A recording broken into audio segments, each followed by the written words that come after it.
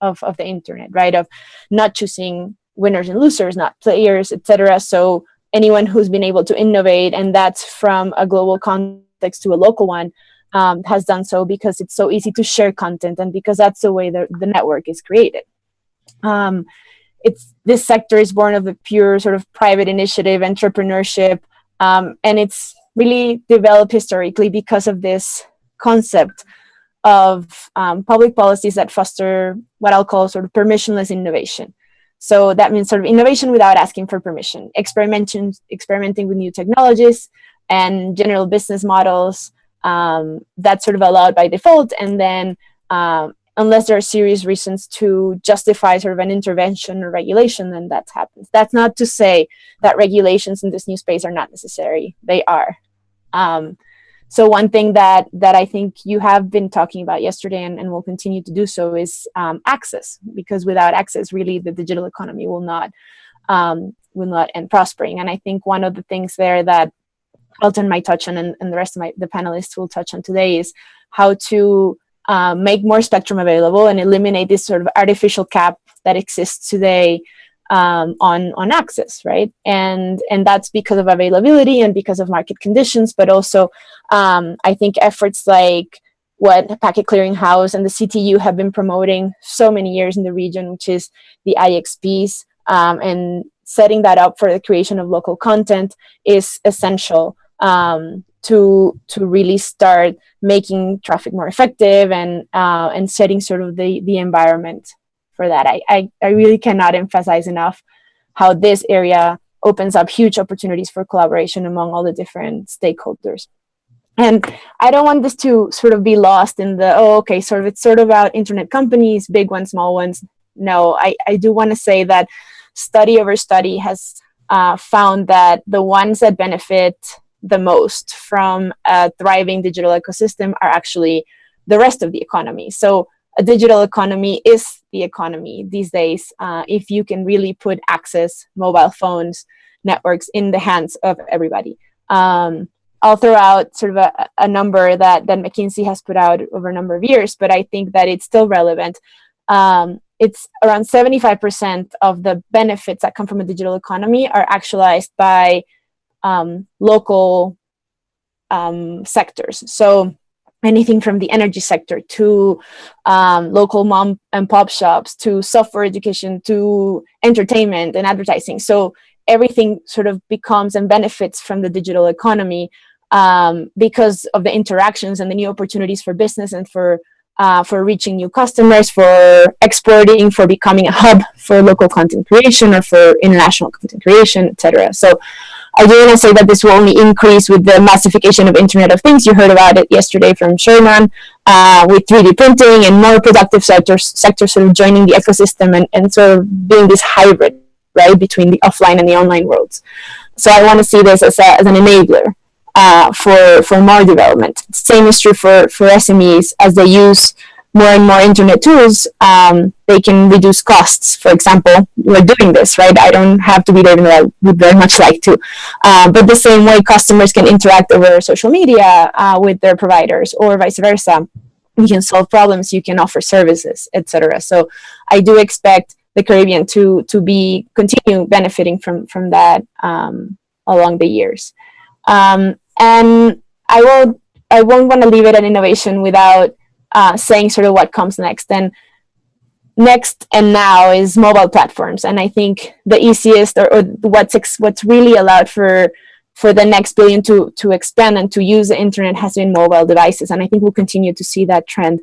And mobile content and applications are essential. So there's a huge opportunity there for Caribbean economies to foster sort of training on digital skills for their labor force, and to start sort of developing and positioning themselves there. The other big area of innovation is, of course, the use of data.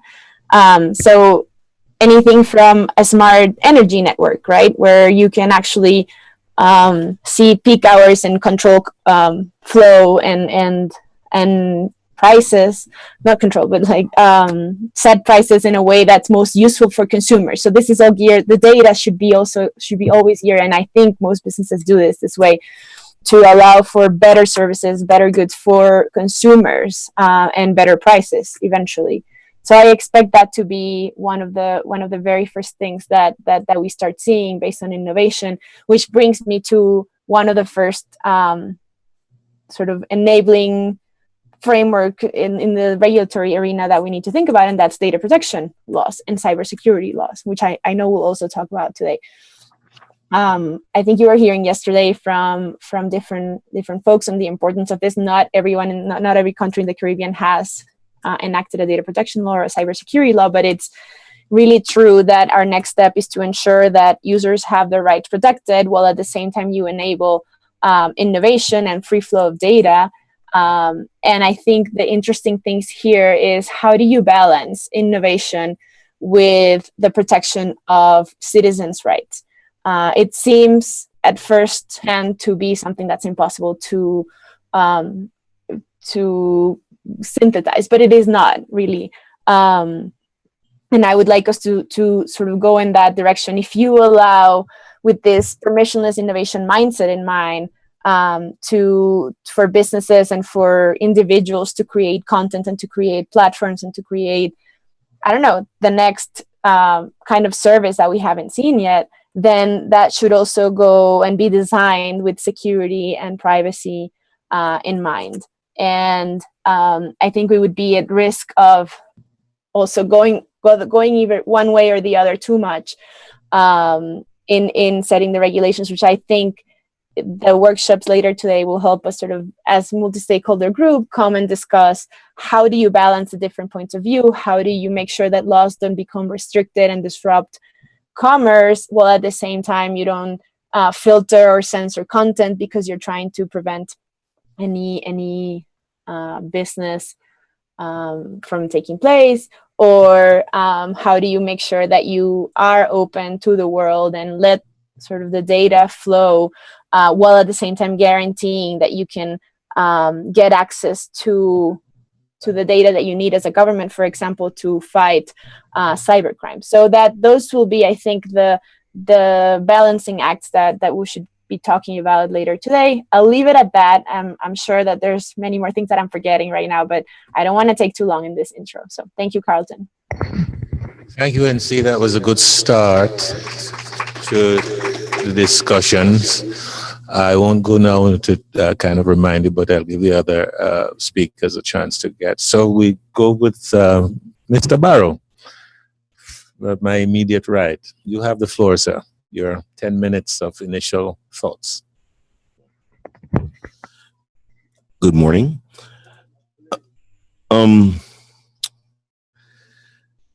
Accelerating Caribbean internet economy.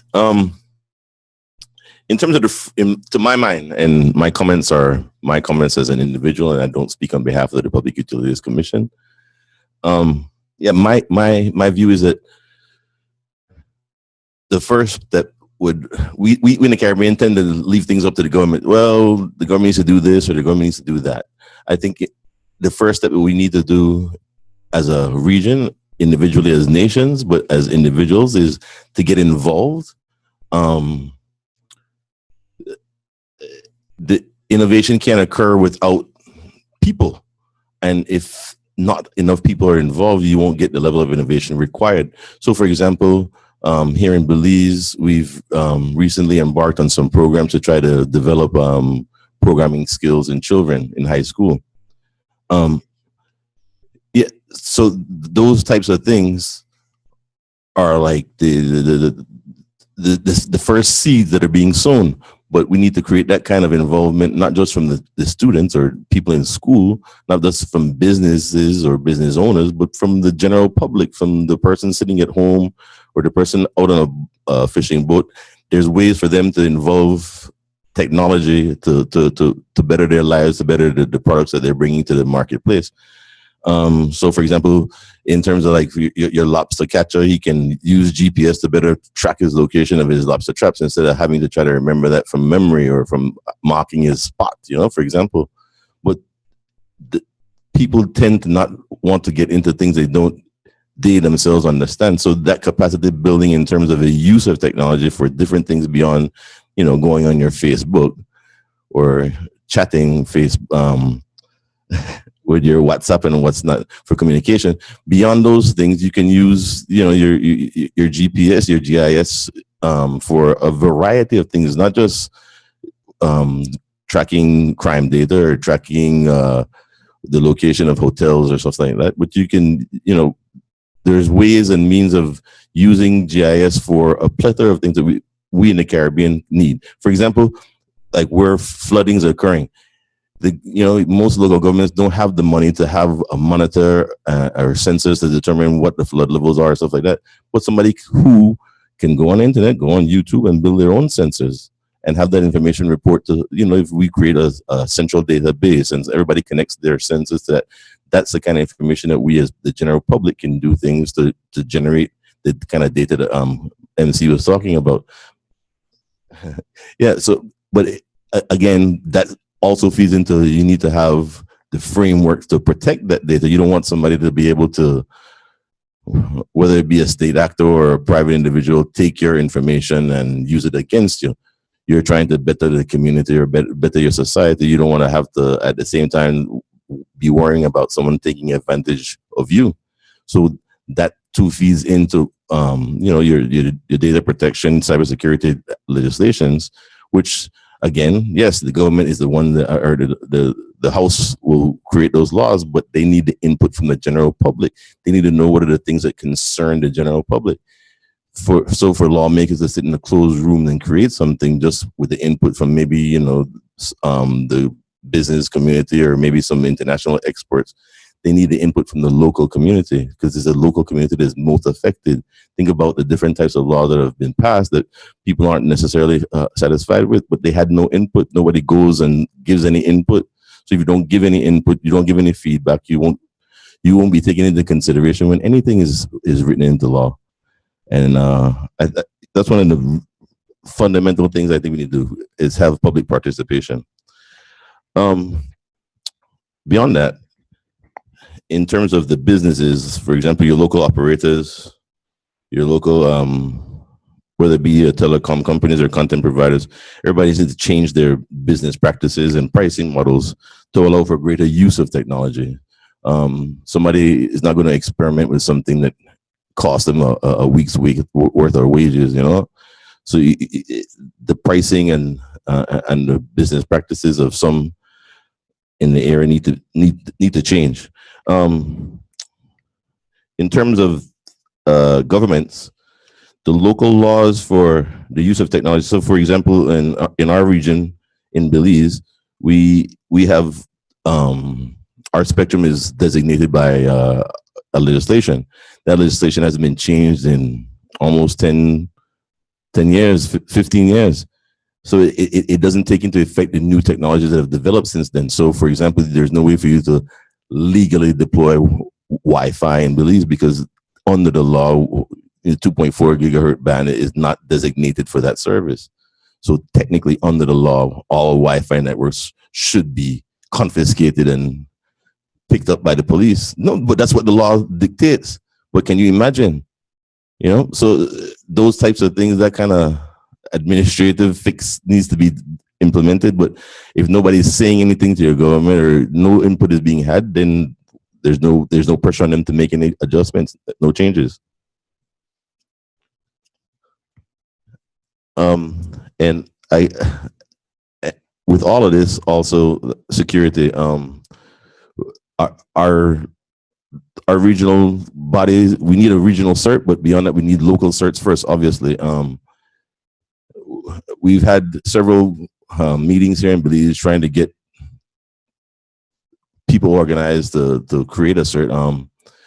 Obviously, that you will have to have something from the government side in terms of national security, but there needs to be something from the public side as well, to where, maybe through the ICT Association or some other body that comes together and starts a cert, to where the public and businesses can come together and share security information, share incident information. That is critical for Belize and all other countries in the Caribbean, because without that type of reporting, we will be taken advantage of and innovation will be stifled by the security that will be coming in place. Beyond that, I'll leave it to the others. Thank you, Kimano. Some good points made there. Prof, you ready for us?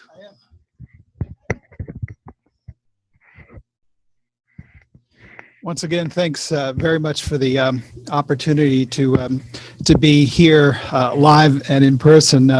Maria-Cristina, you're missing something very fun here. So I've got a shopping list of dozens of things and several hours worth of discussion, which I will distill to 10 minutes.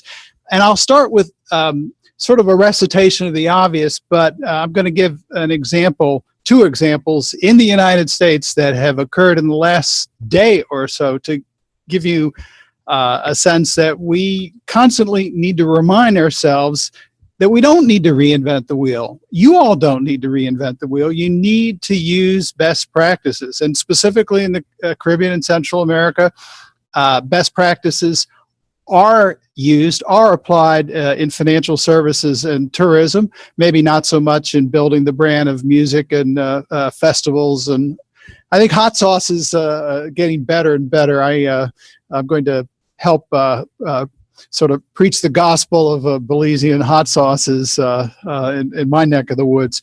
But you don't need to reinvent the wheel. We are reinventing the wheel in the United States as we speak. I was asked yesterday, what do you think about best practices? What do you think about what's happening in the United States insofar as providing a role model? Well, I've got two examples that, like I said, have occurred in the last day or so. I have good news and I have bad news. The good news is, and this may be news to some of the emissaries, Google emissaries outside of the United States, but Google has announced a 24-city wireless initiative to complement its multi-city gigabit per second Google Fiber initiative. So excellent test and demonstration projects. One person's glut is another person's scarcity. Particularly, I mentioned yesterday about you've got households with simultaneous demand for full motion video streaming. Digital subscriber line service isn't going to cut it anymore. 4G might, but it's much more expensive on a per megabyte or gigabyte download. As we speak, and as Google announces this initiative, it's going to be able to use its leverage to identify cities that hunger for wireless and are going to do everything they can to streamline the licensing and the franchising and the tower siting process. But as we speak, in the United States, there are several states, some of which I will identify, Tennessee and North Carolina, who legislated an absolute prohibition on municipal Wi-Fi wireless initiatives, in effect responding to incumbents who don't want consumers to have alternatives to 4G, to have alternatives to metered service. Lo and behold, if the world works perfectly in a long or middle run, places like North Carolina and Tennessee comparatively disadvantage themselves in terms of site location for industry and whatnot, because they have succumbed to incumbents. They have succumbed to particular stakeholders who in effect say, well, there might be market failure and Wi-Fi might be good, but we don't want consumers to have it. We want them to pay the full freight if indeed they can afford it. So right as we speak today, consider the juxtaposition of Google leveraging test and demonstration projects in wireless in 24 cities. And I guarantee you they're not going to be in Tennessee and North Carolina. And states legislating a prohibition, not a right of first refusal, a prohibition. So that's crazy. That's absolute crazy. And it's happening as we speak. To continue on my sort of shopping list, number 2 after best practices, build trust. And I tell you, the electorate in Tennessee and North Carolina certainly shouldn't trust their legislature and ought to oust their legislature if that legislature is so cavalier and so responsive to a particular stakeholder who maybe bought them lunch.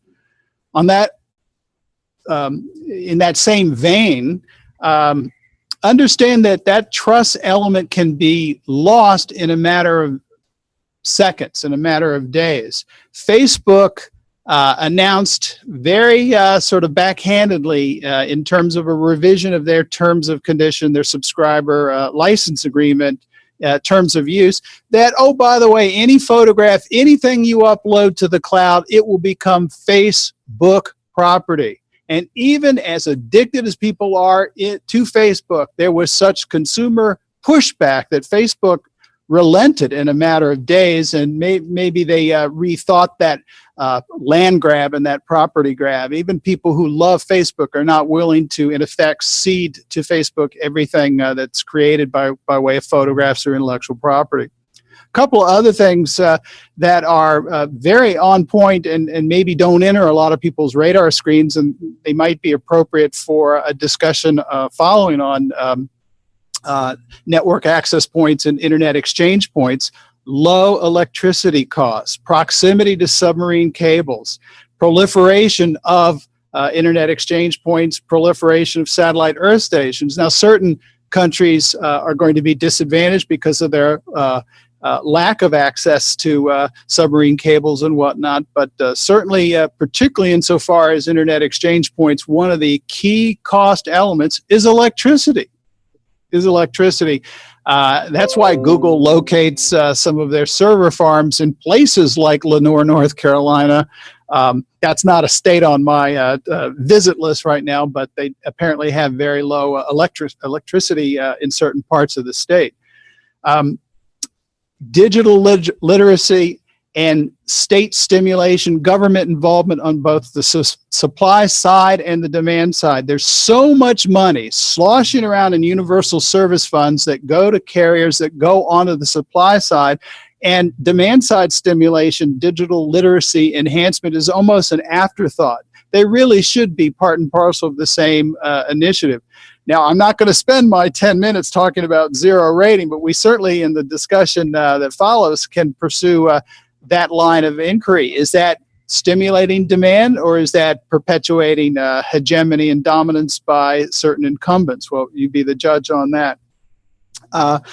Lastly, a supportive regulatory environment. And a supportive regulatory environment enhances and insists on best practices, doesn't succumb to the whims and the caprice of certain stakeholders, particularly stakeholders that happen to be incumbents who may not have the public interest totally in mind.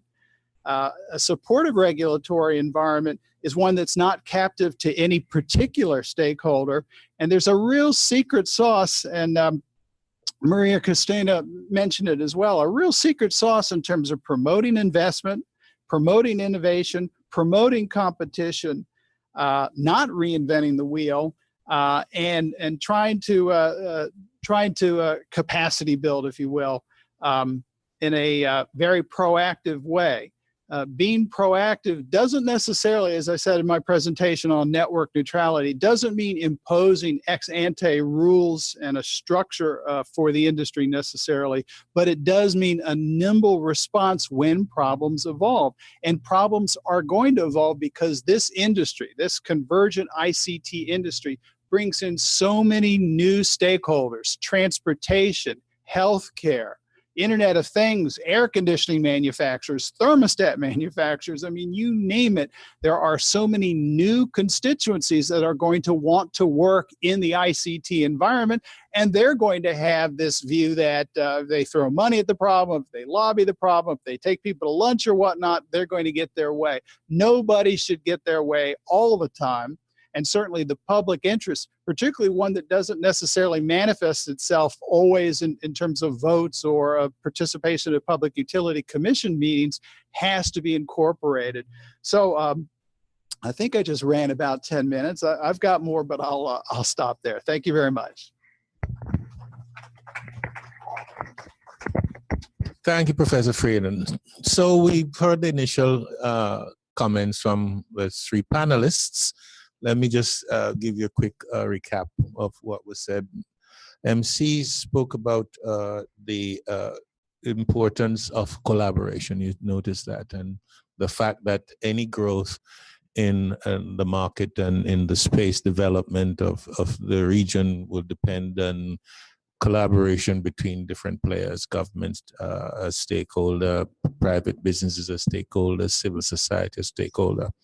And you will see that coming again and again in the discussion. She spoke about the use of interactions. She said interactions always bring innovations. So you promote interactions between different groups, and the opportunities for innovation tend to grow from those. Most of us would agree with that. The internet tools and services, she made a case that they reduce costs to SMEs, and in our environment, our big businesses are SMEs in the global sense. And so she's speaking to us directly when she says if you grow the economy, then SMEs have quite an opportunity to see growth from utilizing internet tools and services. She spoke about the opportunities that could come from mobile platform development in terms of content and applications. She spoke to some of the challenges that we need to meet those in terms of training and labor force development.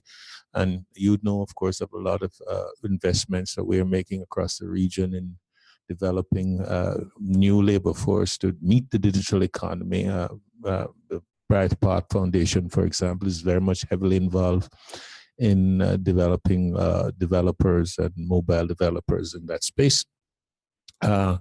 She mentioned the acknowledged need for legal and regulatory reform, and what she was emphasizing that we must understand that there are rights, there are contending rights, and what you need is balance, and maybe the approach to how we achieve balance in bringing together the legal and regulatory structures is more collaboration, more interaction between parties, and capacity building in understanding how they impact all of us across the board.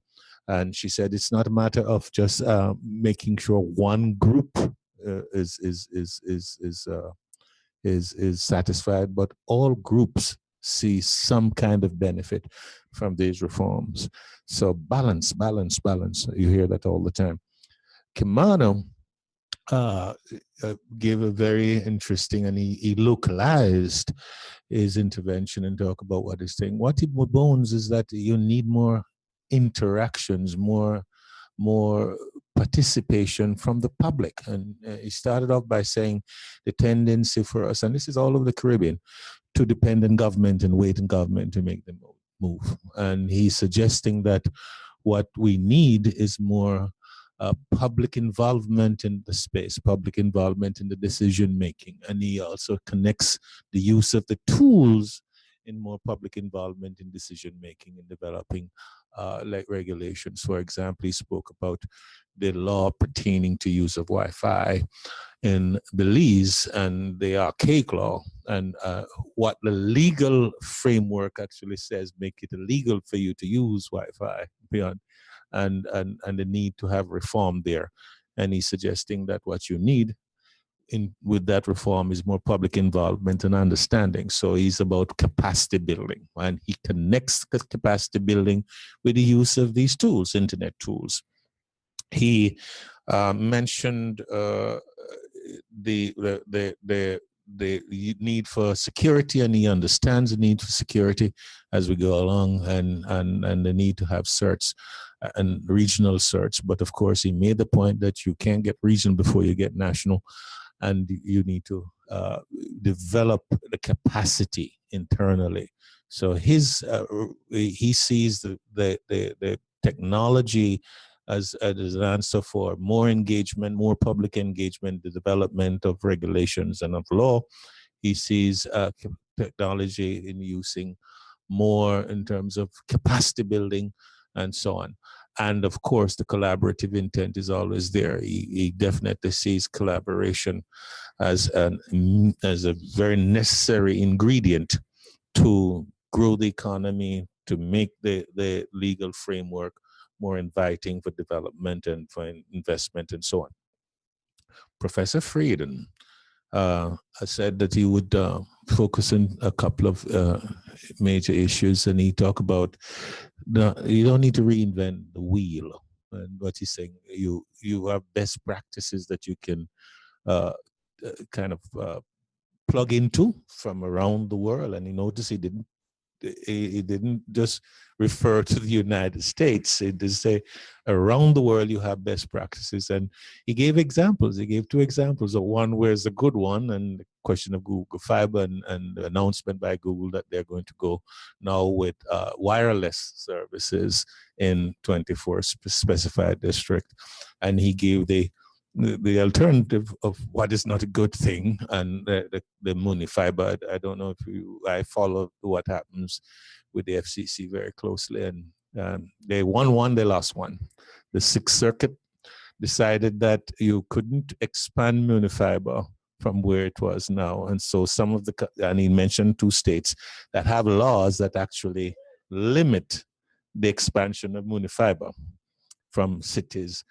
They won, and the Sixth Circuit, and then you had the DC Circuit gave the SEC a big win by contending that they do have the right to regulate broadband as a service, which is a big thing in the United States, because a lot of things flow from that, even how you use universal service funds and all that.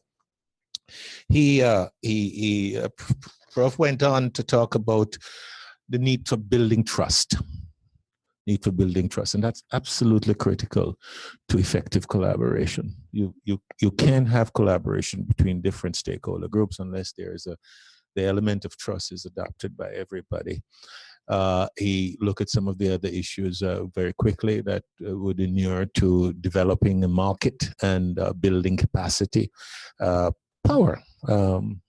People forget that sometimes. Electricity costs. There are variations, across the Caribbean, probably, and Caribbean Trinidad probably has the lowest electricity cost compared to, say, Jamaica, which is at the high end. Then he spoke about the submarine fiber system. So off islands, we are rocks in the sea. So the way for us to collaborate and get together is we have to, each of us, be able to talk to all of us. We have to connect, and we need fiber systems. So that submarine fiber systems. He did mention the fact that there's lots of them that traverse the Caribbean, but where they land is also an issue. Just to give you an example, in Jamaica, you have 3 or 4 now fiber systems landed, and because of that, the put pressure on pricing for off-island capacity. And so we've managed to reduce the cost of internet because of the capacity of island submarine fiber systems. He spoke about digital literacy, something dear to my heart. You have to build capacity to utilize tools and utilize become involved in the digital economy. You have to be literate. And digital literacy is one of these 21st century literacy, a set of literacies. And I teach information science. And one of the things I emphasize a lot is the need for digital literacy and how you approach that. He mentioned the fact that the USF, for example, is one possible source of building funding for building capacity in this area, and he made the connection between demand side stimulation as opposed to the alternate that most of these USF funds have been used for in recent times. I should tell you that in the Caribbean, where we have USF funds, a lot of them have started with the demand side, Prof, stimulation. Yes, we've seen that problem, and we've probably responded to it very quickly. Supportive regulatory environment. Several of the speakers, all the speakers mentioned that, the fact that you have to have a regulatory environment, legal and regulatory environment that is fit to purpose and not captive to any stakeholder group, but there must be balance. Promote investment. You must promote nimble response in your regulatory and legal framework.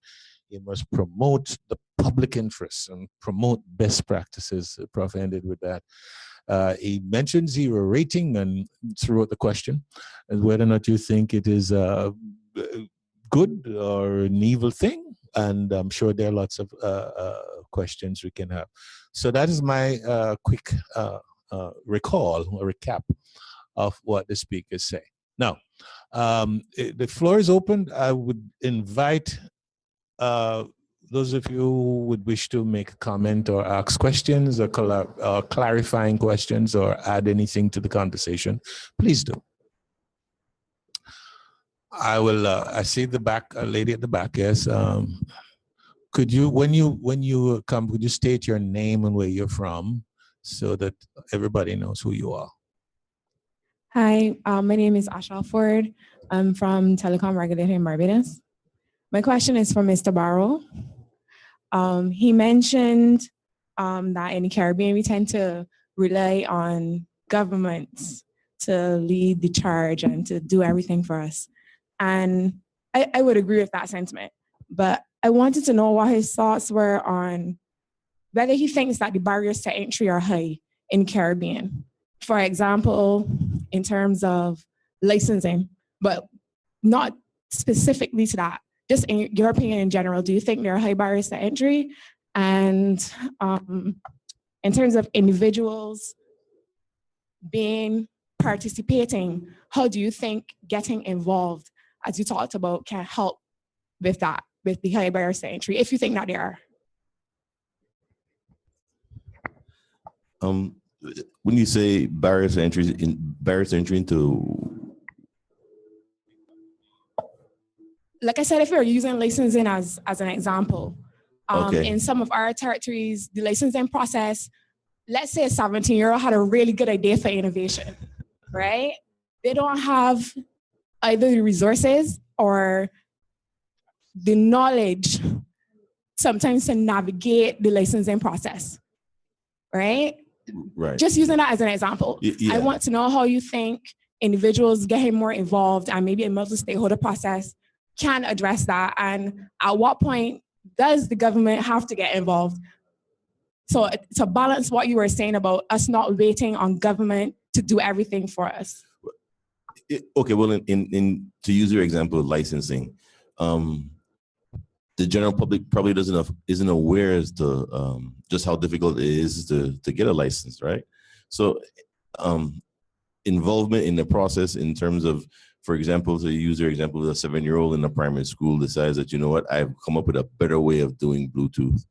You know, my algorithm is phenomenal, but he has no idea of, okay, what is the next step? How do I use this, or how would I go about setting up a company to exploit or take advantage of this innovation that he's come up with? For example, here it's a extensive process. Some of the requirements are based on, the law was written in 2003 and the technologies that existed at that time.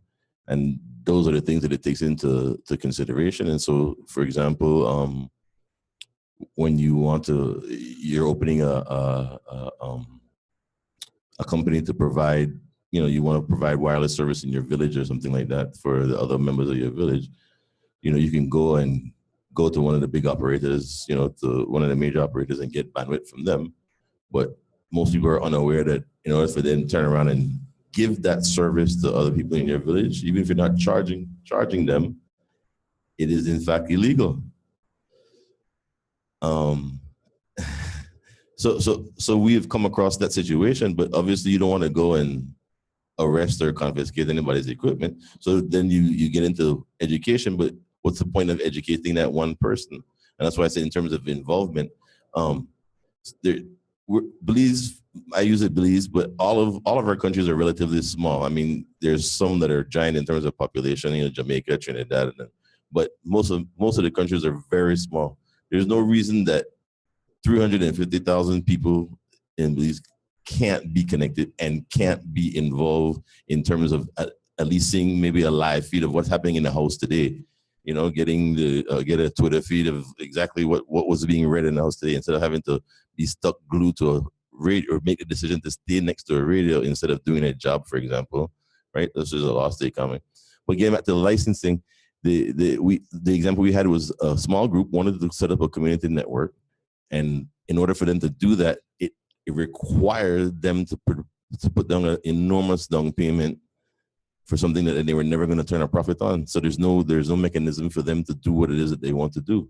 So they have the choice of either finding the money to pay for a license that they'll never use, or operating illegally.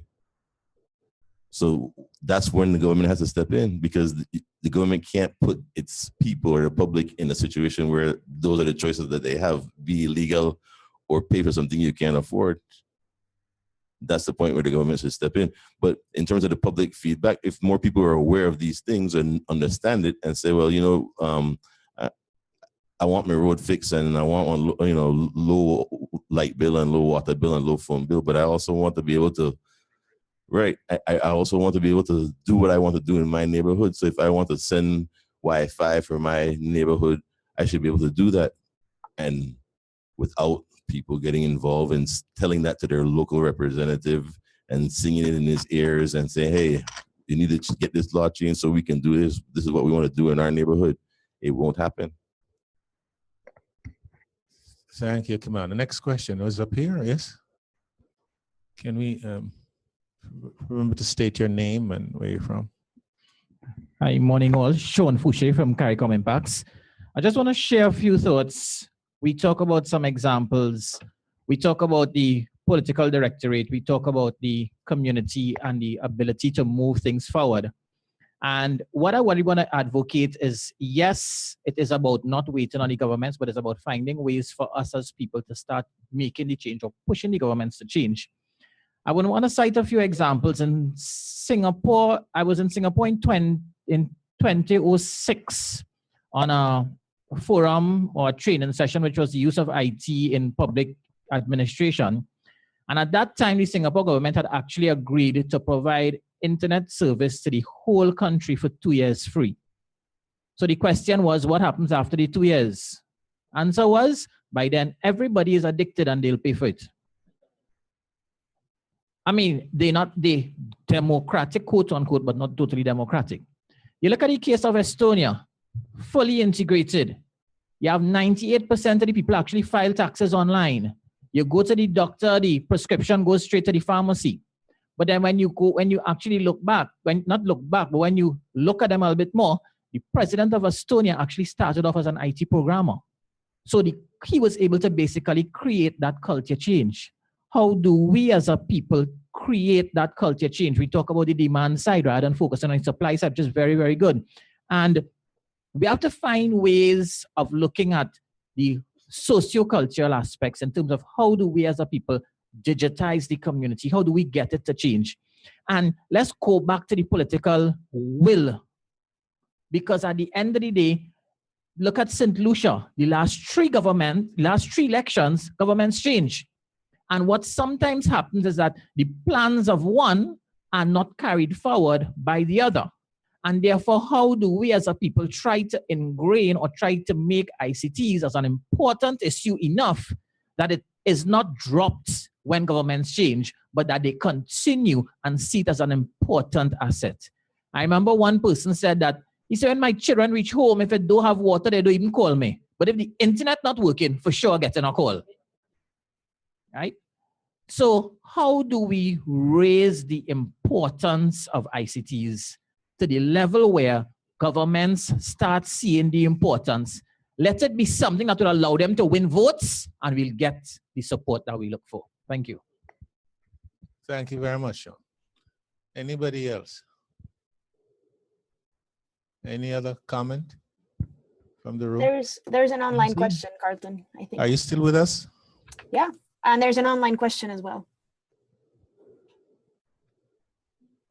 No? I am. Can you hear me? But are you hearing me, MC? Yes, but you're not hearing me? Now I'm hearing you. Okay. Can you hear me now? Good. So we're at the point where we have another couple of minutes, probably 5 minutes in the session. You've heard the comments from the room, and you've heard the comments from the other panelists that seem to support the framework that collaboration is important, balance is important, engagement is important, capacity building is important, and all of these other issues. Anything you would like to add?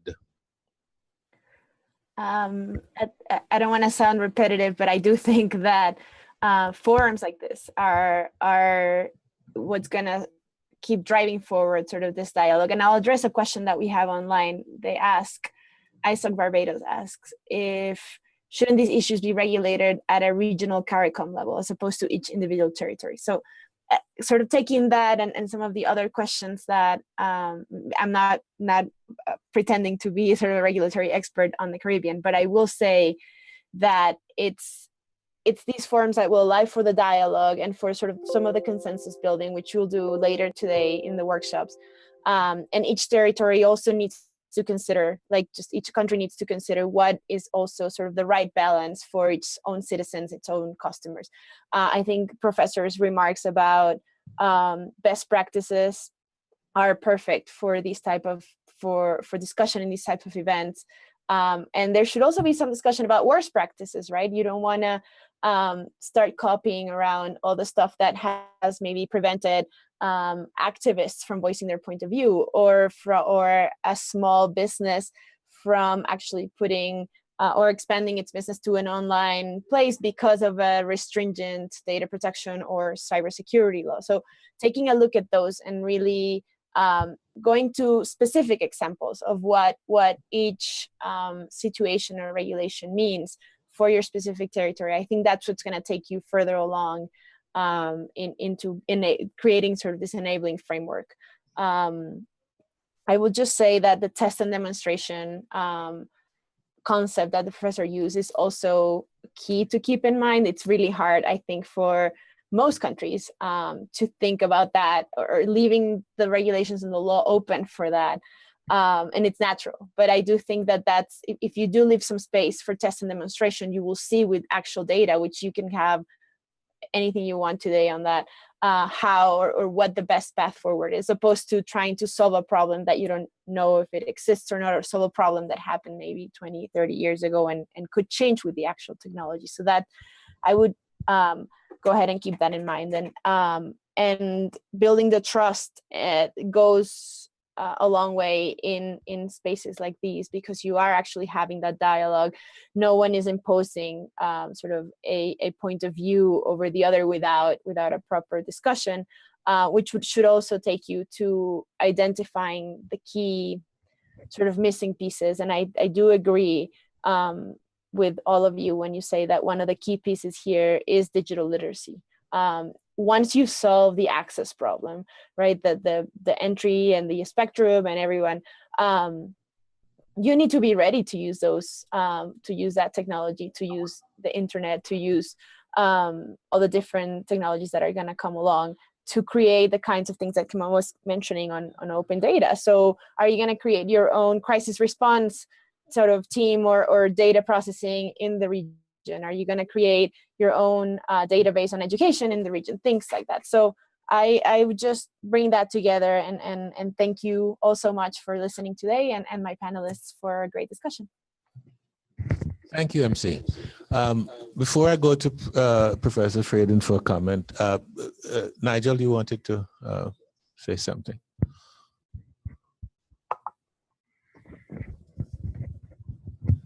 Thank you. Yes, Nigel Castamere, CTO. Just to respond a bit more specifically to the question raised by the Barbados Hub, where they were asking about sort of regional regulator and that sort of thing.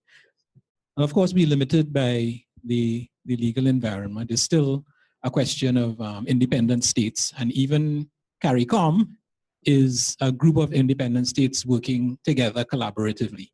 So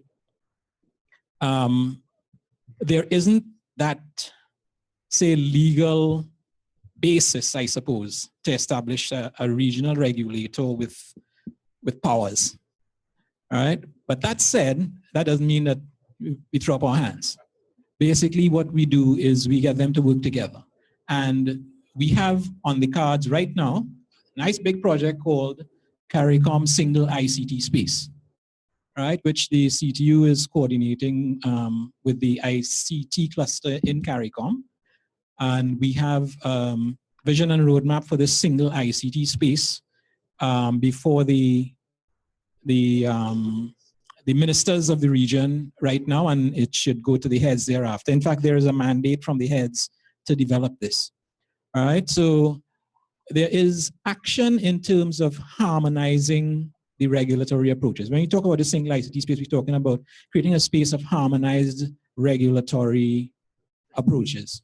So you're not necessarily trying to establish a legal framework of regulation, but you're getting the parties together to harmonize what they do so the effect would be similar. All right, so working in the context of individual sovereign states, what the approach we are taking is to get the individual sovereign states to work along the same lines so that we get the collective benefit at the end of the day. Thank you, Nigel. It's good to remember that the ICT space is it's an ongoing initiative, and it does have some legs. We just need to keep track of it and to assist as best as we can. Prof, you are...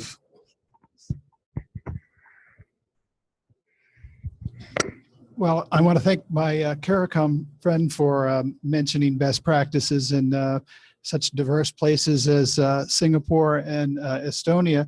I really hearken back to, not having to reinvent the wheel. Let's look back at the history of the internet.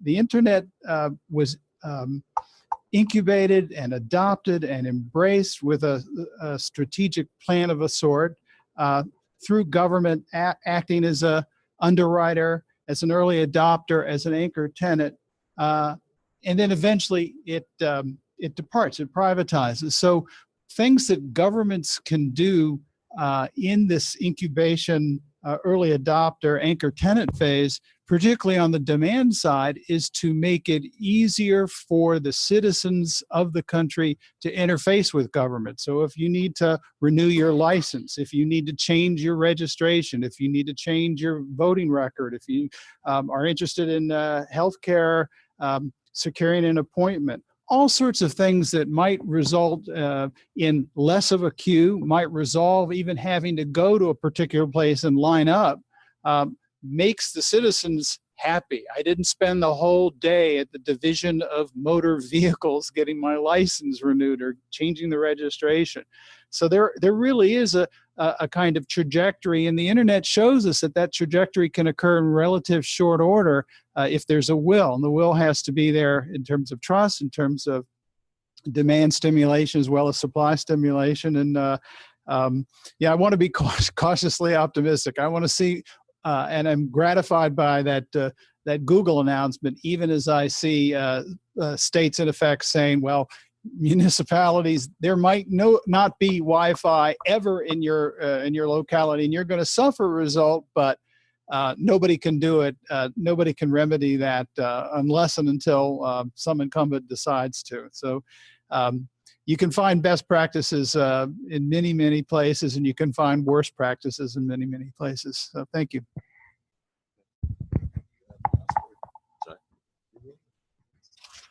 I really don't have anything to say. Just in closing, I mean, getting back to the example of licensing, the single ICT space for the Caribbean, that is something that through projects like we're doing a harmonization for HIPCAR, the spectrum harmonization.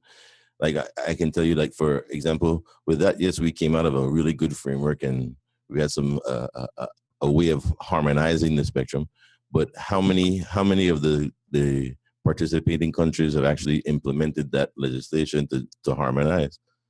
And that's the issue. If we had, and I honestly believe, public support or public involvement in that process or knowledge of it, they could ask, what's happening with that? Why hasn't this changed?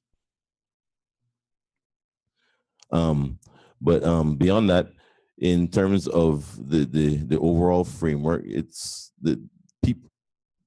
I can't stress enough involvement. People's involvement will make everything more eyes on a subject, better results.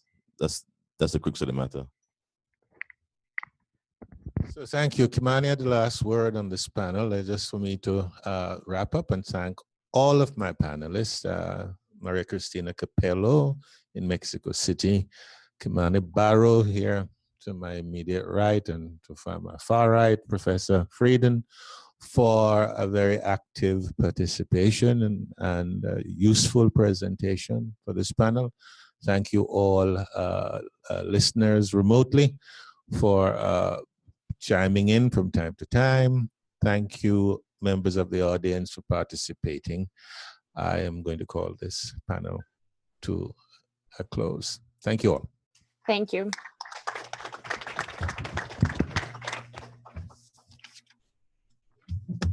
Good job, man. Thank you, sir. Masterful summary. Thank you.